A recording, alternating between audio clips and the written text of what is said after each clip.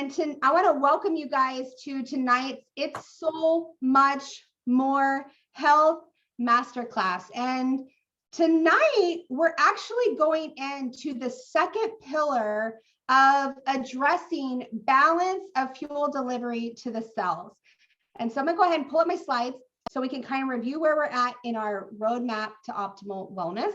Tonight, we're talking about the second step in the first pillar of our roadmap. And now last week, we talked about circulation and blood oxygen, which we said was the king of foundational wellness, right? Because if we're not getting oxygen into the cells through the blood, right? And if we're not removing waste from the cells, then we cannot live, right? Because if the tissues and everything aren't getting oxygen, then they die off, right?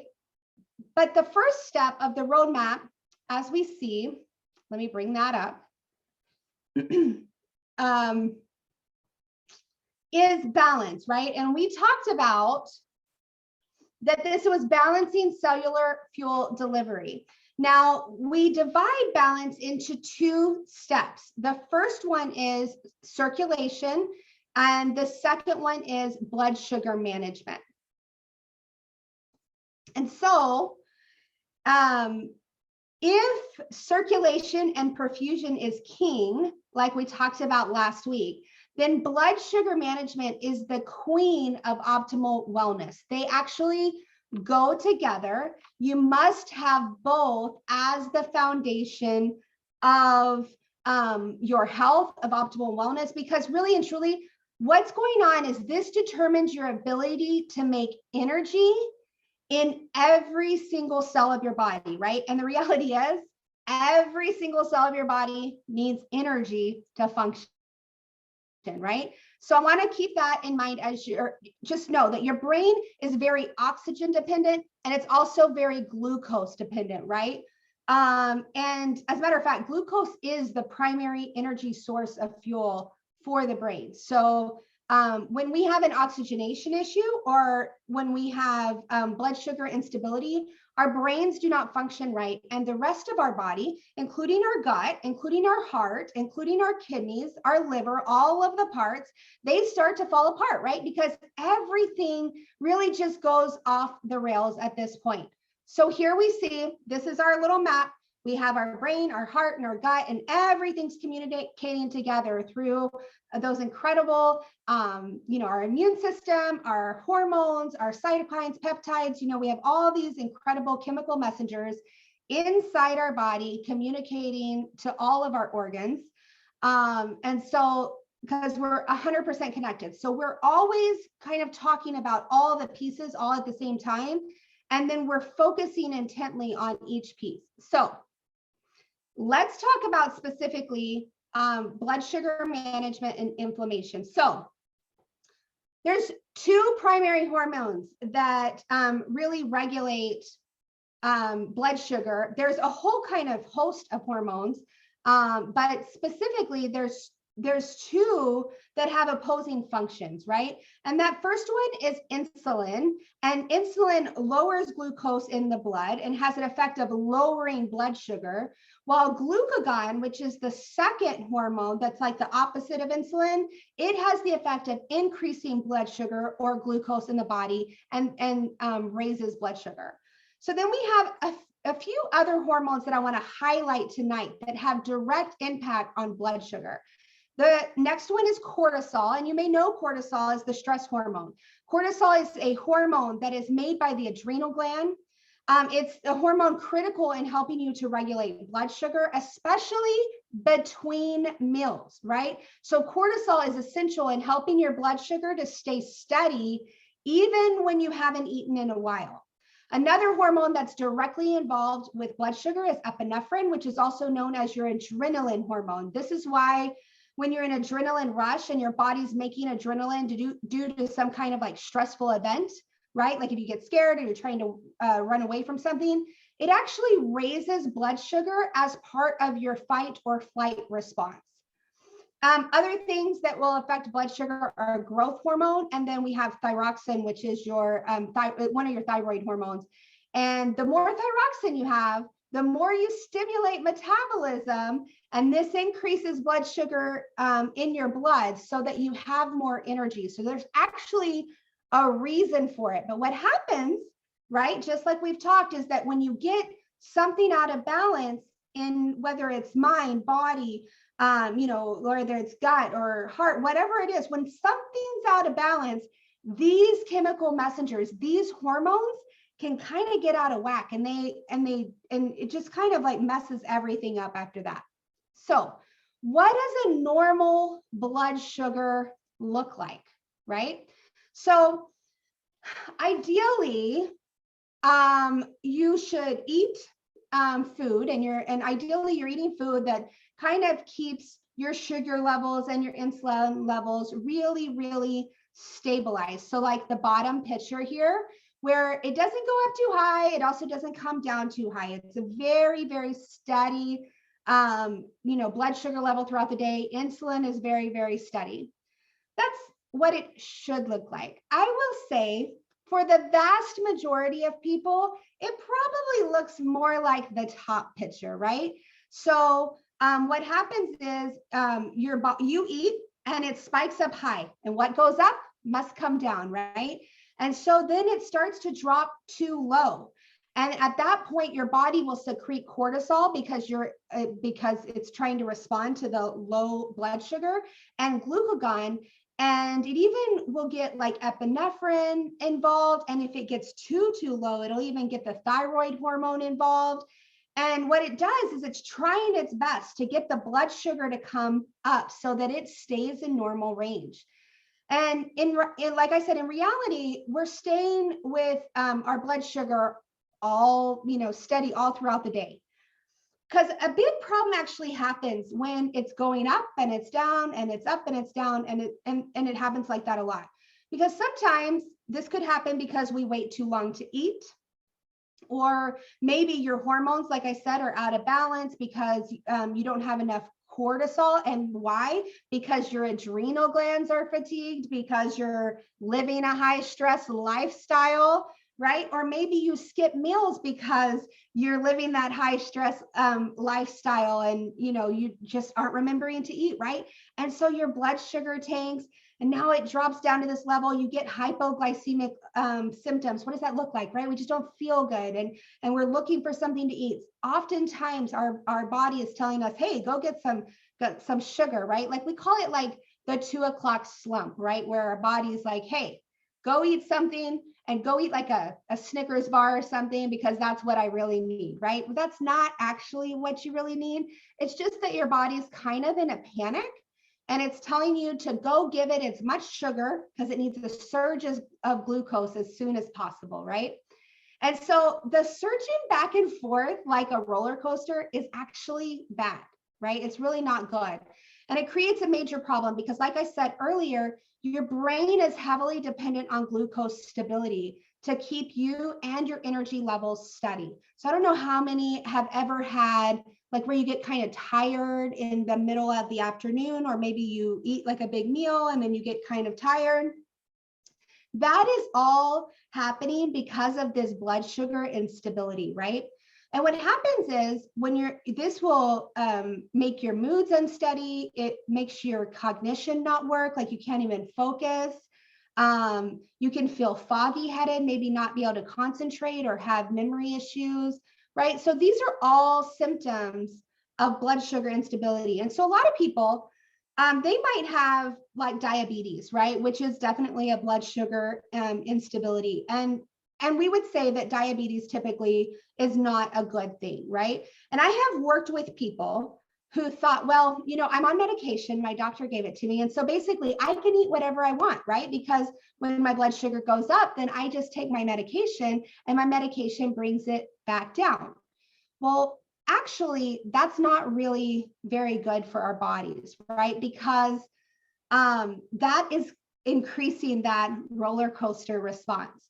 But unfortunately, in Western medicine, they don't usually like address that, right? Like they are really addressing medication management, right? Now, on the other hand, being hypoglycemic and having low blood sugar is not good either, right?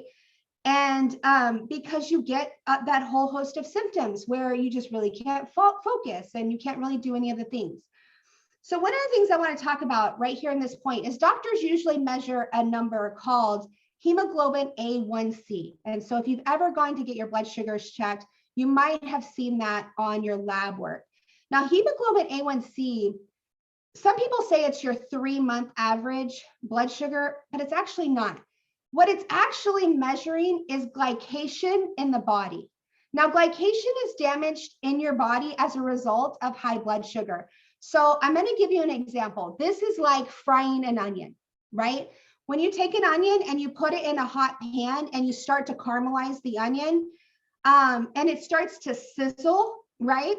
And it actually has like a smell, right? Like in the onion smell, and you kind of hear it sizzling.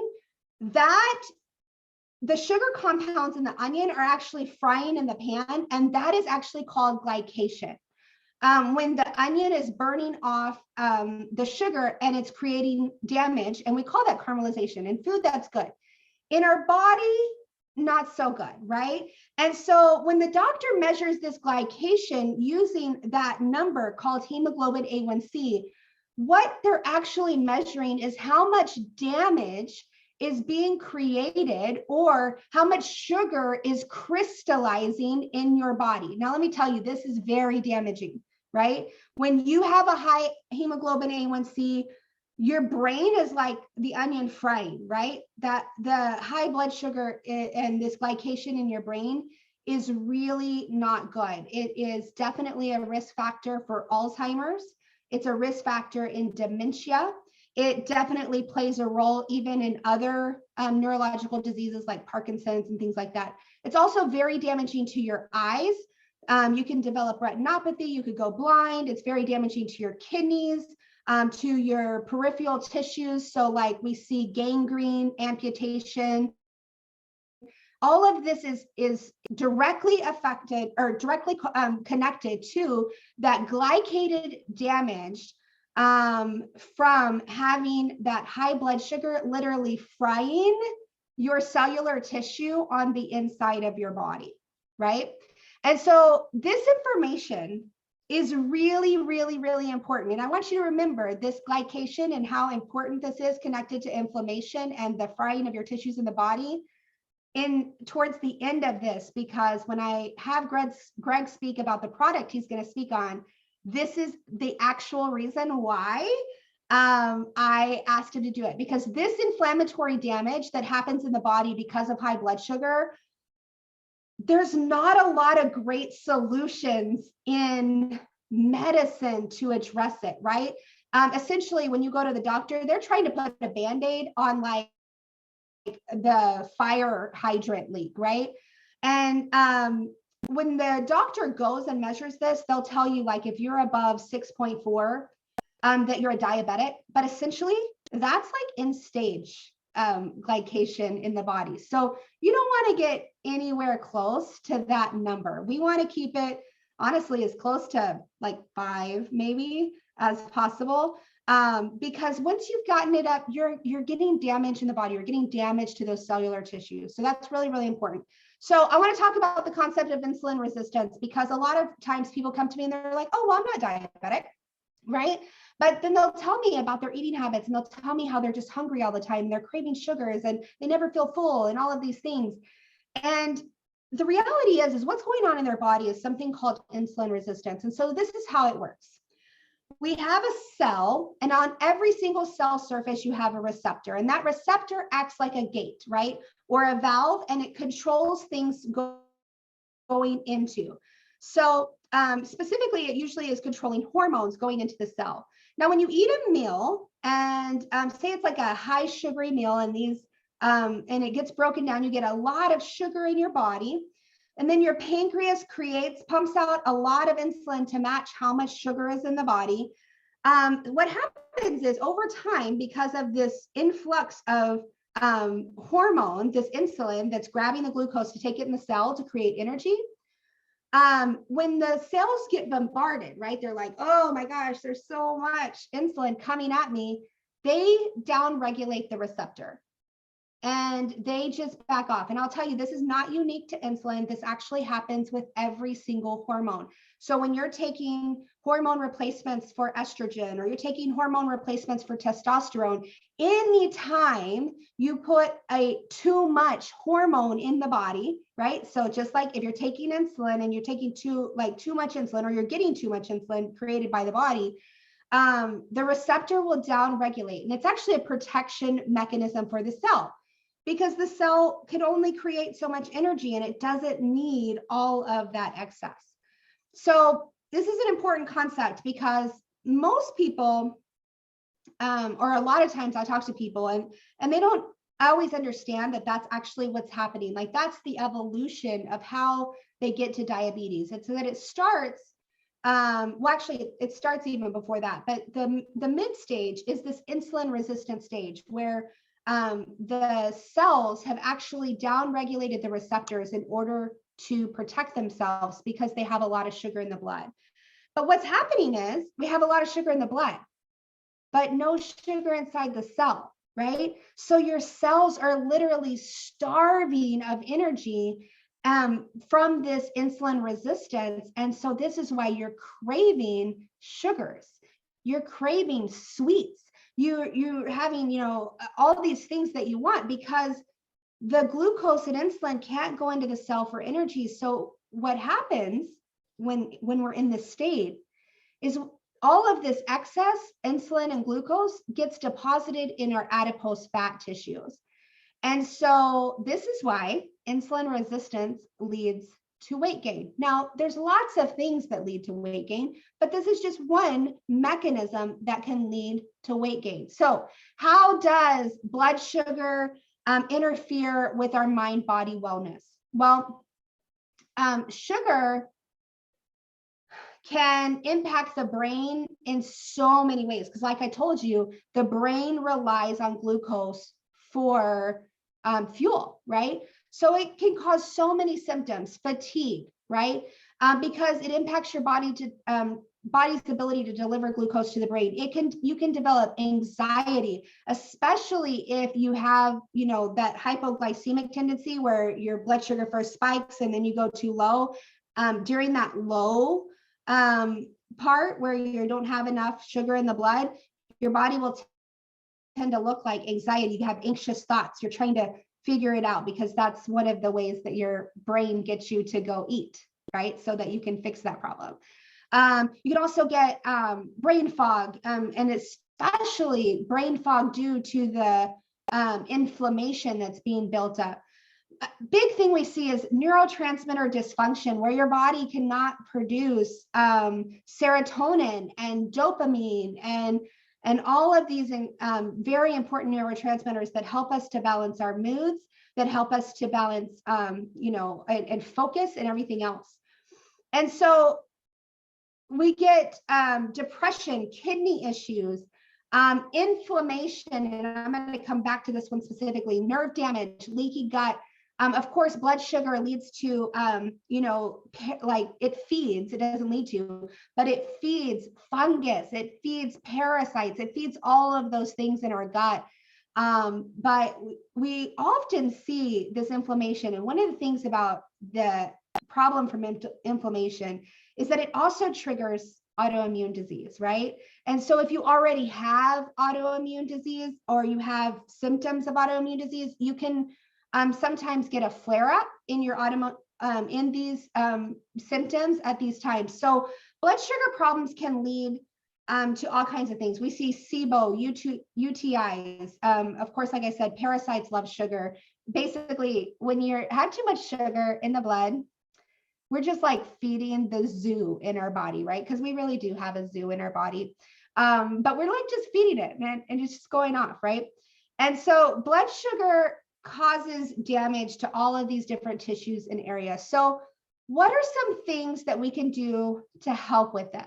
Well, the first thing, we want to look at our food, right? Because if you're experiencing hypoglycemia, or you're experiencing, high blood sugars, or even the roller coaster between the two, we want to look at how we're eating, because that's the targeted best way for us to specifically look at these things.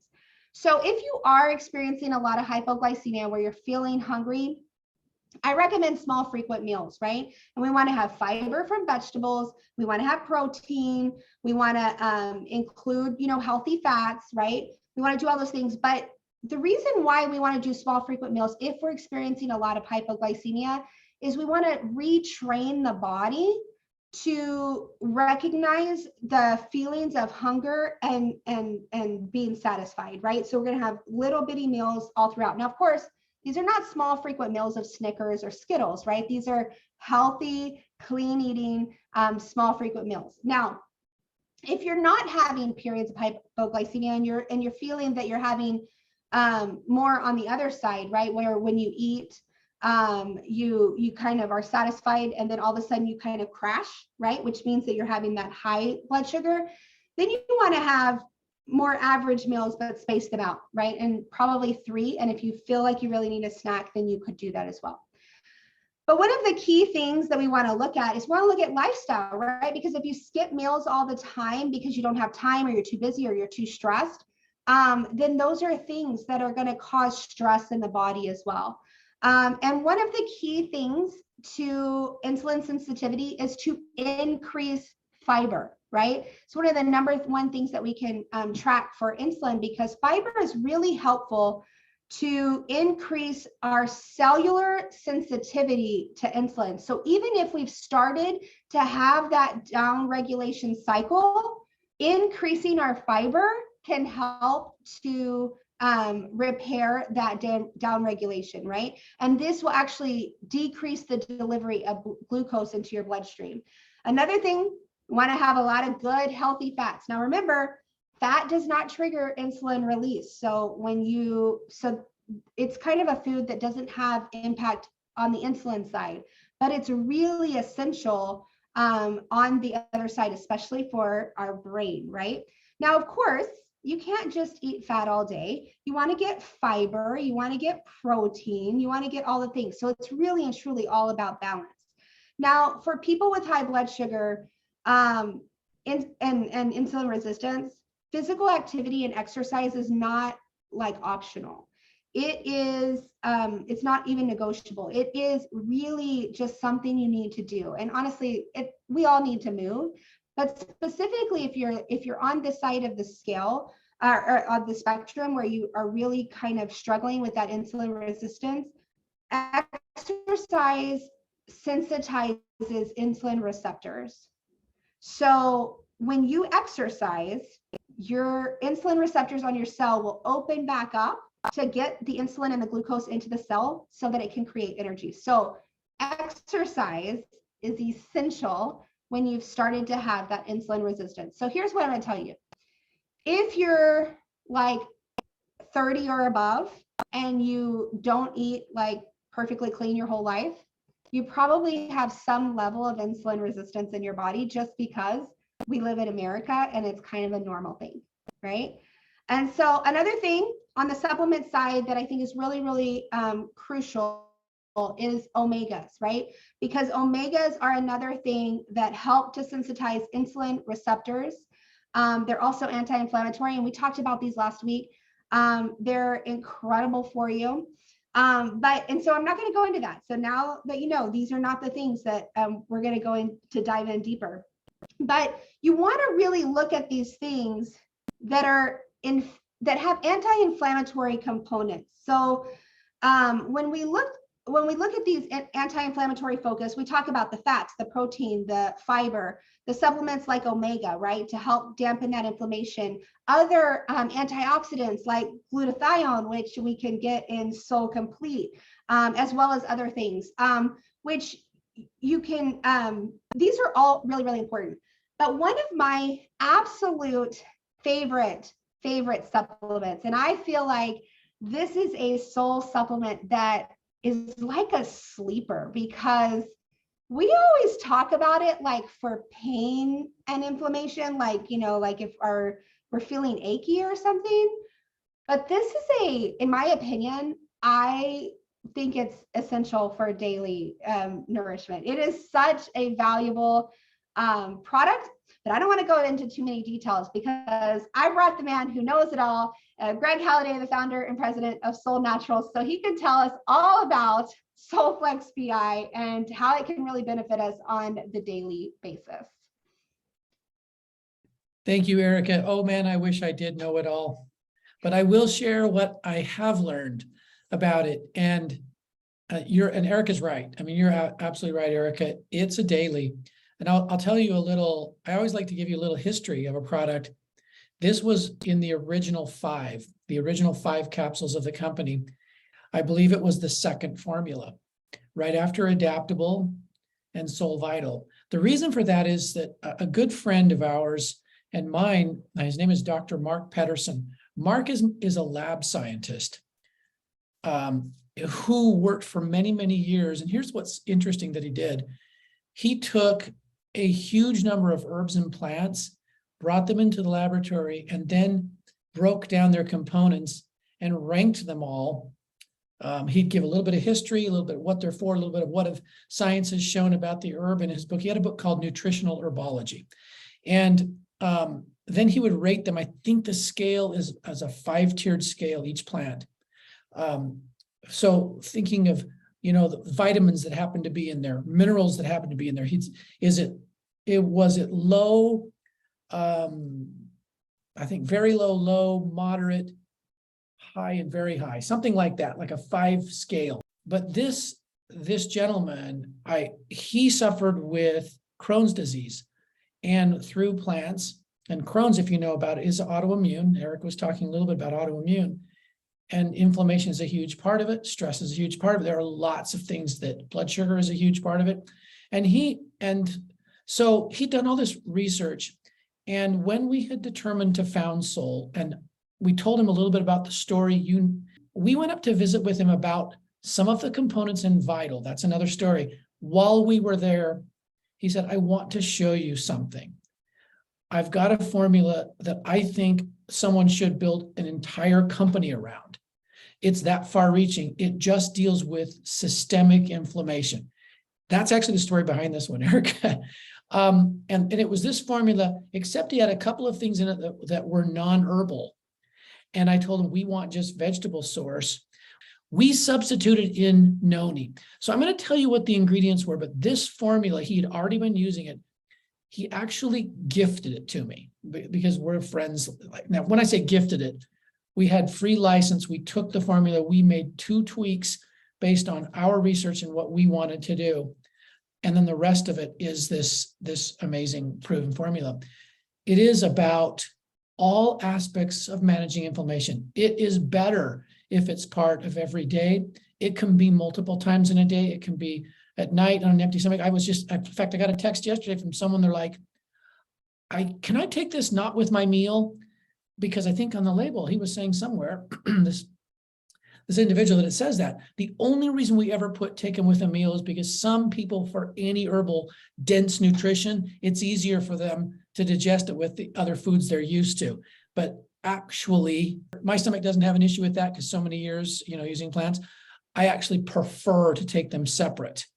And especially as Soleflex PI in the morning, first thing with my Vital, and night. But anyway, those 2 times. But it can be, as needed.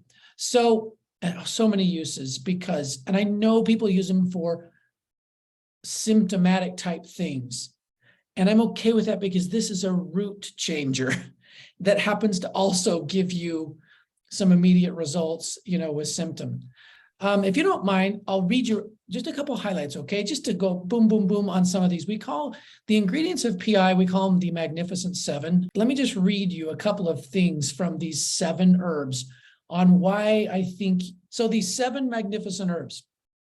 Chinese skullcap.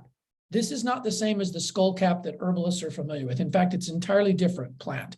Its common name is Chinese skullcap. I think the botanical is Scutellaria bicalensis. I'll come back and talk to you about that. Boswellia serrata, sometimes known as Indian frankincense. Curcumin, but it's really turmeric standardized to a certain amount of curcumin, which comes from turmeric. Magnolia bark, which is one of the oldest tree species identified on the earth. That's not why it's in there, but just fun fact. Myrrh gum, noni extract, and grapeseed extract. And those last two, by the way, are the two we added, as I told you the story of the original formula, noni and grapeseed. So why are we so high on some of these ingredients? Well, let me just bounce through a couple of, at least there are points that are interesting to me. The Chinese skullcap is huang qi in China. Very, very significant anti-inflammatory, and also does well in pain. One of the active components is bicolin, and sometimes you might see products called bicolin, and they might even refer to the plant that way. There are actually 3 high peaks if you look through HPLC, through a laboratory analysis, and all of them play an important role. So when you just get one of them isolated, that we love to do that here in the West, you're getting part of it. We have all of it here, and we actually have a very high concentrate of it. It is not something talked about through the marketplace, and I'll tell you why. Because you have a pharmaceutical company that took us a particular concentration and has patented and taken it and wants to keep it for their own use. It is why you don't see it widespread. But it is an amazing herb for inflammation. There are some of the aspects that they've shown have potential again for obesity-related disorders, because, in my opinion, because they deal with the topic tonight that Eric has been teaching us on, the way blood sugar and resistance is. So skullcap has a lot of studies, among them how the brain operates, how stress is managed. Eric has talked about the huge effect of inflammation on the brain. So it's no surprise that you get any of these brain imbalances and degenerative and even autoimmune, that they show improvement and encouraging results when Scutellaria is added into the diet. This is, to me, the star, and it is the little herb picture on the bottle that Erica showed. That's this plant, this Scutellaria bicolensis. The second is frankincense. So many stress management and mood lifting properties, but equally studied is all about inflammation. A lot of them have been focused on joints because there's it's such a hot topic, I guess, always, but it is really systemic. Some of them are lungs, inflammation in the lungs and asthma related. One of the studies, almost 3/4 of the individuals using a quality frankincense of this, there are many species, right, that are referred to as frankincense, but of this particular one, showed almost disappearance of the symptoms, the messages the body was sending them of imbalance, because the balance was attained. In terms of the curcumin, it is a wonderful protector and also deals with the whole aspect that Erica referenced of elimination. If elimination isn't well, these problems are compounded, inflammatory, etc. Curcumin, we all know about how neuroprotective it is. Lots of studies with Parkinson, Alzheimer's, and named cognitive struggles. It deals like the others primarily in inflammation. So it's not a surprise that all of these things improve because inflammation improves. One of the studies, I think it was a 2012, which was right when we launched this product, two different studies in Pharmacology magazine were on mood and its relation to Parkinson's, and great improvement there. I mentioned the magnolia bark, the next one, very commonly used in traditional Chinese medicine, and it has a group of polyphenols that have been heavily studied for stress management, sleep, and better sleep. So 2 properties that it's known for. But I wanted to mention one of these phenols is called hinokiol, if I'm pronouncing it right, Honokiol. And this one is an interesting study because it's all about bone health and strength of bones.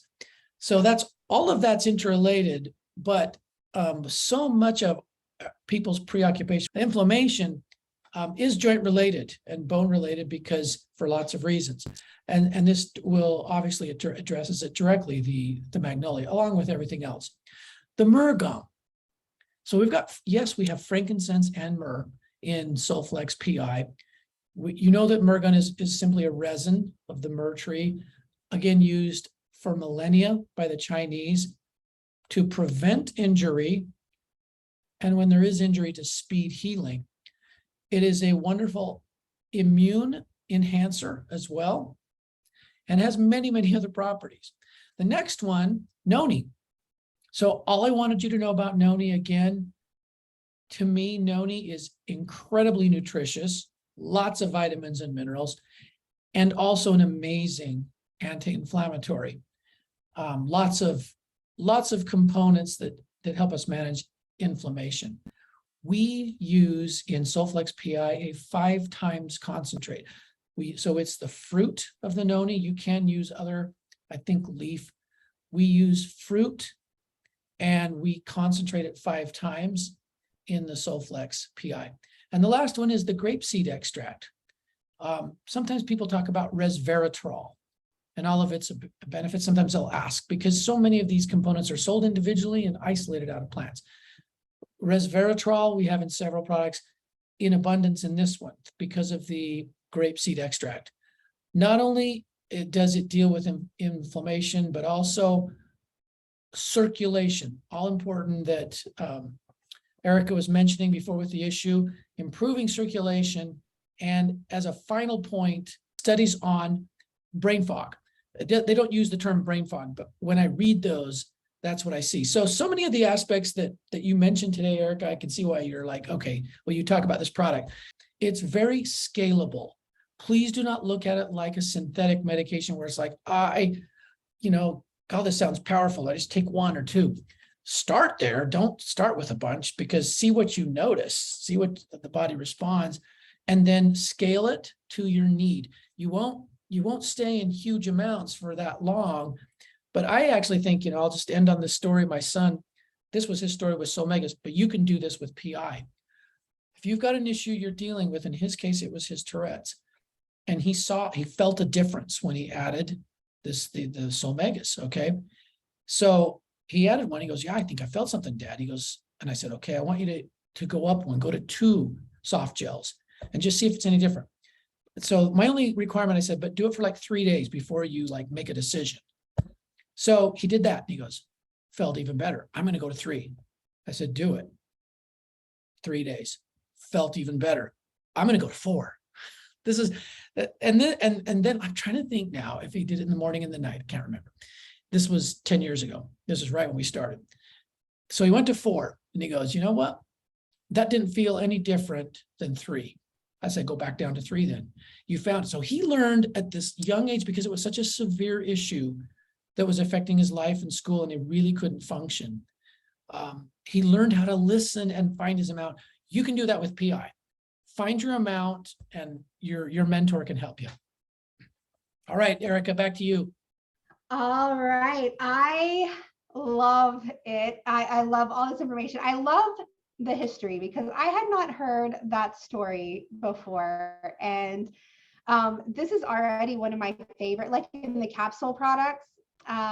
Pretty much Solflex PI is one of those go-tos for me, where if somebody's like, well, I'm taking the 4 drinks, or I'm taking this and that, and I'd like I just want to add one thing to see Win. This is a very popular go-to. It just has so many benefits. Like, it literally, like, I can't think of, there's pretty much, if you came to me with any problem, I can't think of something I'd be like, oh, this would work for it. Of course, I could probably do that with just about any Solle product, because they're all that incredible and that powerful, like the way the formulas are put together.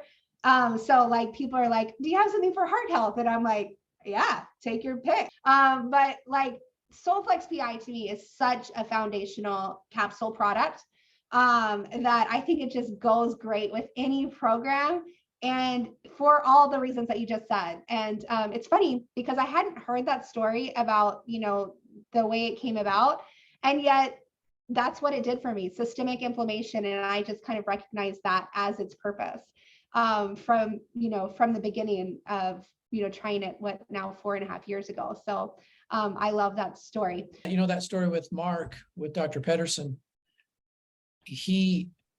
I mean, it was designed as core, as exactly the way you say to use it. That actually was why he designed, and that's why he actually was like, if someone just took this, tons of things are going to change. Then when he kind of saw the rest of our vision, he's like, okay, I love that. But you know that to us, to me, any program, that's a win. You add that one, that's a win. It actually is going to improve it. And what should throw it right in there for you is Noni is in there. And you think of a company that has been surrounded by Noni, you know, they made one out of that one product, they made a company, and that's all it is. Yeah, that's true. You know, I often think of Noni as that product that literally works for everything. And so that's why Solflex works for everything. And again, it's because of what you mentioned. It's very anti-inflammatory, and every illness today is because of inflammation. It really Sure, is. sure. Yeah.